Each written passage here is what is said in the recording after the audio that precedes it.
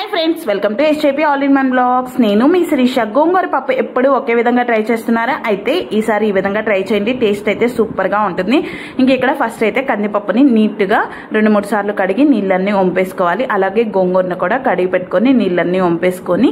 ఆ కడిగి పెట్టుకున్న గోంగూర ఏదైతే ఉంటుందో కందిపప్పులు అయితే వేసేసుకోవాలి ఇంక ఇలా వేసుకున్న తర్వాత మనం పొడవుగా కట్ చేసి పెట్టుకున్న టమాటా ముక్కలు అలాగే ఉల్లిపాయ ముక్కలు పచ్చిమిరపకాయ ముక్కలు అయితే ఇందులో వేసేసుకోవాలన్నమాట ఉల్లిపాయ ముక్కలు అనేది చాలా మంది అయితే తాలింపులో వేసుకుంటారు కానీ ఈ విధంగా ఉడికేటప్పుడు వేస్తే చాలా మంచి ఫ్లేవర్ ఉంటుంది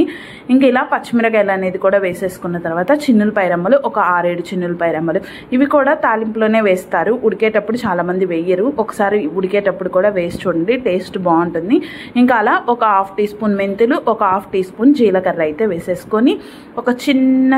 చాలా చిన్న కొంచెం చింతపండు వేసేసుకొని ఎందుకంటే గోంగూర పులుపుగా ఉంటుంది కాబట్టి కొంచెమే వేసుకోండి అలా వేసుకున్న తర్వాత ఒక 2 స్పూన్లు ఆయిల్ అయితే వేసేసుకొని ఇందులోకి ఉడకడానికి సరిపడా వాటర్ అయితే వేసేసుకోవాలి ఇలా వాటర్ అనేది వేసేసుకున్న తర్వాత మొత్తం ఒకసారి మిక్స్ చేసి వేసుకొని కుక్కర్ మూత పెట్టేసుకొని మనం విజిల్ పెట్టేసామంటే మనకి పప్పు అనేది చాలా బాగా అయితే ఉడికిపోతుంది అన్నమాట ఇక్కడ ఇలా కలుపుకోవడం వల్ల ఏంటంటే మొత్తం అయితే కలిసిపోయి పప్పుకి ఫ్లేవర్ బాగా పట్టి పప్పు అనేది టేస్ట్ బాగుంటుంది ఇంక ఇలా మొత్తం కలిపేసుకున్న తర్వాత కుక్కర్ మూత అయితే పెట్టేసుకొని విజిల్ పెట్టేసేసుకొని స్టవ్ మీద పెట్టేసి ఒక 5 విజిల్స్ రానిచ్చామంటే మనకి పప్పు అయితే చాలా బాగా ఉడికిపోతుంది ఇంకా మనం మెంతులు అయితే వేసుకున్నాం కదా ఇందాక ఒక 1/2 టీ స్పూనే వేసుకోండి ఎక్కువగా వేసుకోకండి ఎక్కువగా వేసుకుంటే చేదు వచ్చేస్తుంది పప్పు ఇంకా ఇలా 5 విజిల్స్ అయితే వచ్చిన తర్వాత ఆ పై నుండి విజిల్ అనేది మనం తీసేసుకున్నామంటే ఆవిరి అనేది చాలా త్వరగా పోతుందన్నమాట ఇలా ఆవిరి పోయేలోపు అయితే మనం పప్పులోకి తాలింపు అయితే రెడీ చేసుకుందాం అనమాట తాలింపు కోసం అయితే బాండీ పెట్టేసుకొని అందులో ఒక 2 స్పూన్ల ఆయిల్ అయితే వేసేసుకుందాం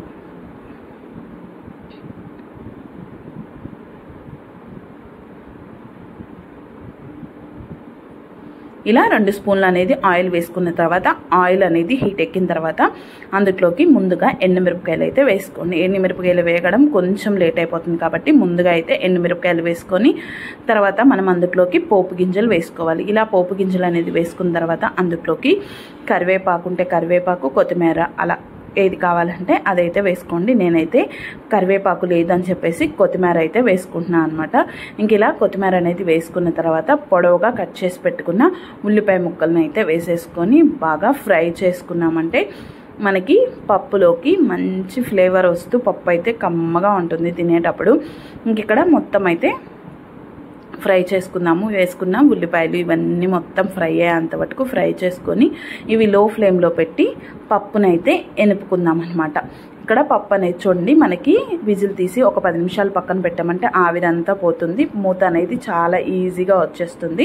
ఇంక ఇలా పప్పు అనేది మూత అనేది తీసుకున్న తర్వాత అందులోకి రుచికి సరిపడా ఉప్పు అయితే వేసుకోండి ఇలా రుచికి సరిపడా ఉప్పు అనేది వేసుకున్న తర్వాత ఒక చిటికెడు పసుపు అయితే వేసుకోండి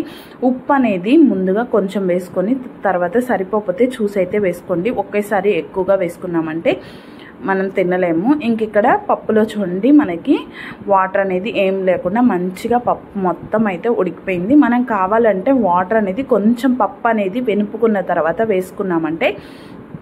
పప్పు అనేది ఈజీగా మెదిగిపోతుంది అదే నీళ్ళగా ఉందంటే పప్పు అనేది మెదగదు మనం ఎనిపినప్పుడు కూడా